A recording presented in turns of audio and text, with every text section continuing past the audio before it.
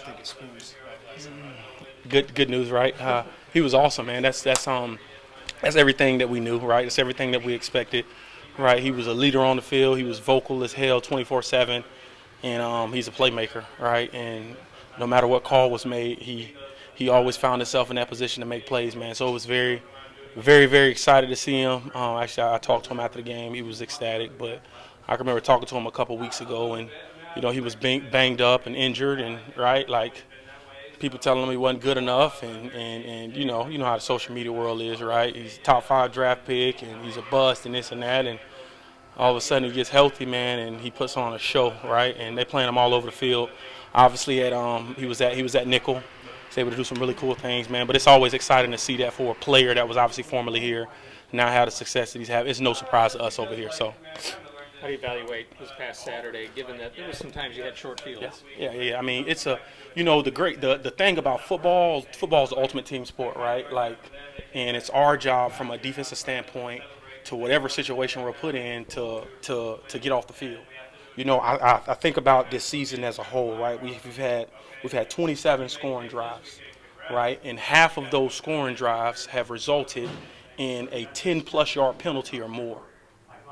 And so 13 of them resulted in a 10-plus yard penalty or more, and 9 of those were touchdowns, right? 4 were field goals, right? Like we're one of the most penalized teams in the country.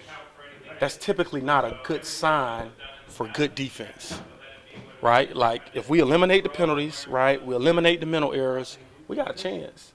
And so that's what we're constantly trying to show the guys. First half, obviously we were there.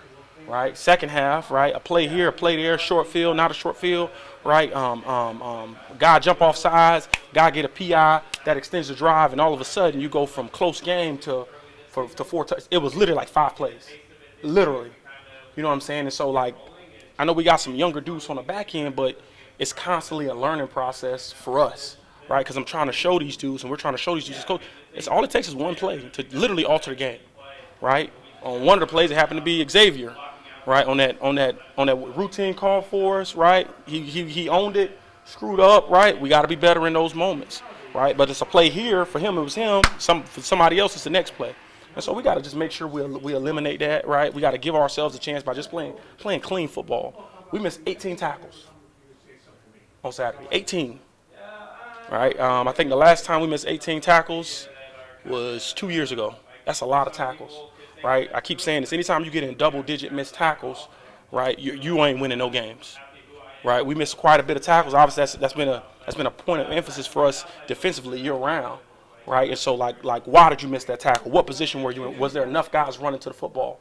So just making sure we're constantly cleaning those little things up, right? Because they're playing hard. They're playing hard, but some of those playing hards results you in a penalty, right? Got to clean up some technique things just from the ball being thrown down the field, right? Guys trying to make sure guys look back to make sure they're playing the football, right?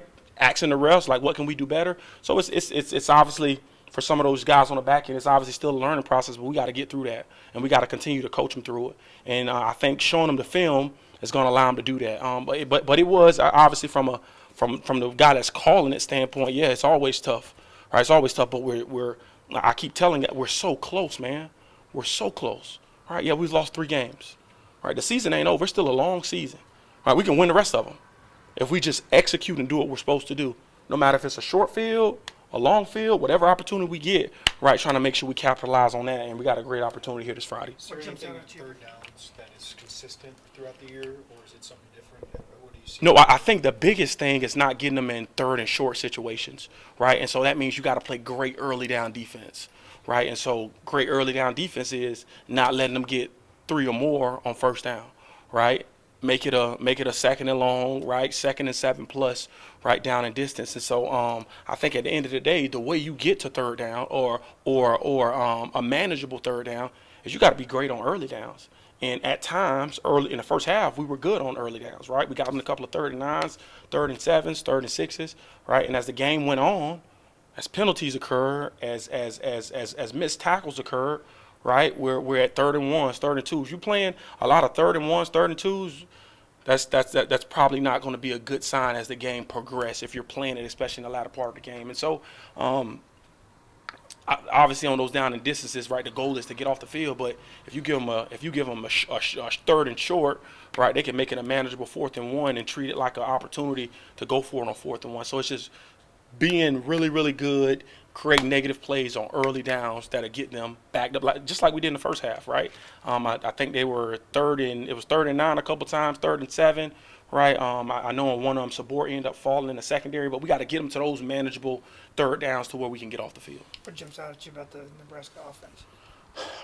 They are very, very different than any other offenses that we've seen so far. It ain't no bones about it. Their goal is to run the ball, and they gonna let you know they running the ball, which is an attribute to their coaching staff, right? They want to be physical, they want to pound it, right, and at the end of the day, take shots downfield sporadically.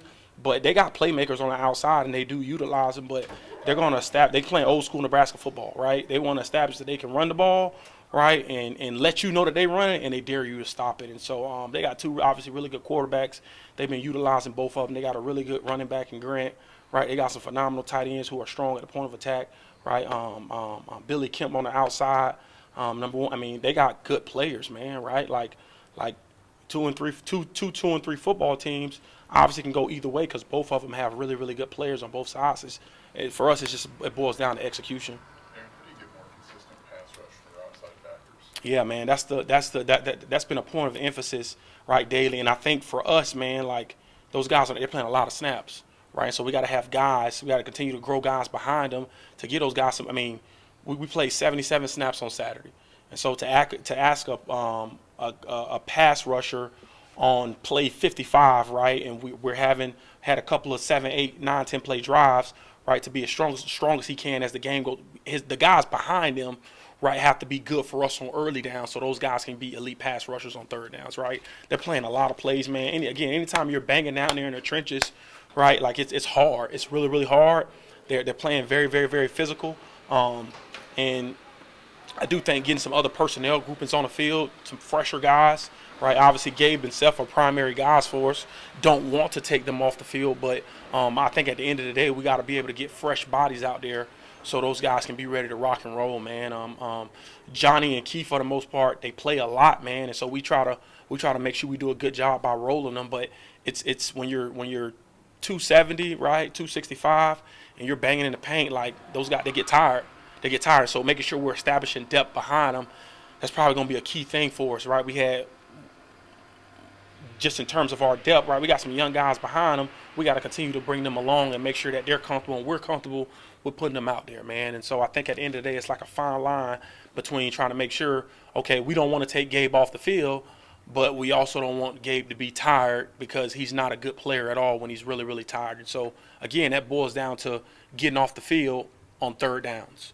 Right, if you get off the field on 3rd downs, you play less plays, you get the ball back to the offense a lot sooner. And the way you play good on 3rd downs, you got to be good on early downs, right? To make 3rd downs a lot longer. So it's an ongoing battle for us just to continue to groom the guys that are behind them. Hadn't played much football, and so it's still a working process behind those guys. You just got to continue to bring them along and coach them up as hard as you can. In the last 2 games with your inside backers, you've seen more Canena than more James Cruz, certainly. So just what kind of went into maybe their increase? Well, I think part of it was okay, because we're playing with Keith and we're playing with Johnny and we're playing with Seth and we're playing with Gabe so much. How can we get some of these younger guys involved a lot more? And they're going to be fresh, right? So if that's a sub package, right, let's get them in on a sub package because they're coming in. Kennena's probably played a little more snaps, but Cruci hadn't played that many snaps, so he can come in on 3rd down. He can be a pass rusher as he showed that, right? And so I think the mindset behind it is just trying to get fresh guys on the field on 3rd down so that they can run around and they can be a little fresher for those guys in the early down situations. So obviously early in the game, you can keep the regular guys out there, but as the game kind of progresses and you get later in the game and you got an interior guy that has 60, 70 snaps, right, you got to find other ways to get younger guys involved who are pretty good pass rushers because I think we got some pretty good ones. We just got to get them out there in those latter parts of the game when guys are tired.